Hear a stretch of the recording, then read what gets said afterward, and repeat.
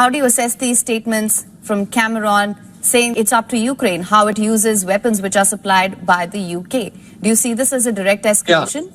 Yeah, I see it as a problem. I do, because what's absent from this and nearly everything that the West has been doing is that there is no strategy. There's no overarching, even stated objective. Here's what we want to accomplish. Here's what these weapons are going to do, is how it's going to succeed for Ukraine. Here's what success even looks like. There's none of that. It's just, let's give some weapons and then they can do whatever they want with it, oblivious to what's happening actually on the front lines where the armies are meeting, which are decidedly going in Russia's favor, and it continues to move in that direction. Everything that goes on, especially off the battlefields, from what's being produced by the Russian Ministry of Defense, their industrial capacity, they're growing their army by tens of thousands every month. Ukraine will never be able to match that. So by launching, by giving basically permission to launch these missiles into Russian territory, which, Russia has said is off limits, then they risk that Russia will now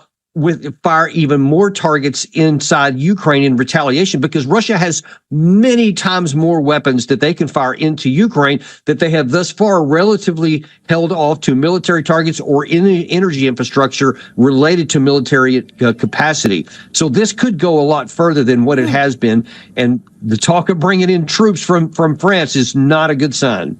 Would you say that this points to differences within NATO members, the European members and UK over how Ukraine is using these weapons?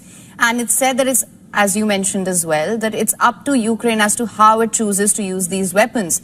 Now, what sort of an outcome are we looking at if that does happen? That's the whole issue. You asked the right question there. What is the outcome? So people say, like General one of the retired American generals, Ben Hodges, has often said, we need to use these longer range missiles to drive the Russians out of Crimea, which is absurd. That's not how war works. It hasn't worked that way in the other direction. Russia has fired thousands of long range missiles throughout the entire Ukrainian territory, but you see that has not brought them to their knees. So the idea that firing a few long-range missiles into Russia will have any impact on the front line is just counter to observed reality on the ground. But it can fire them up and make them a lot angrier and make them expand their target list inside Ukraine. Bottom line is, this is not going to help Ukraine win, because at this point, nothing can. All it's going to do is stir up that beehive, make it more angry, and it's probably going to cause more casualties on the Ukraine side. Absolutely. So I believe what I'm also trying to understand is that can a divided West or a divided NATO actually help Ukraine if these are the kind of statements that are coming out? It's worse than that. To answer your question, yeah, the divisions and the lack of any kind of strategic direction, because you have the U.S. doing one thing, you have Britain doing something else, you have Slovakia doing something different, Poland, the Baltics, everybody's kind of just mishmashing whatever they want to do, and there's no chance that's going to have any positive outcome on the battlefield.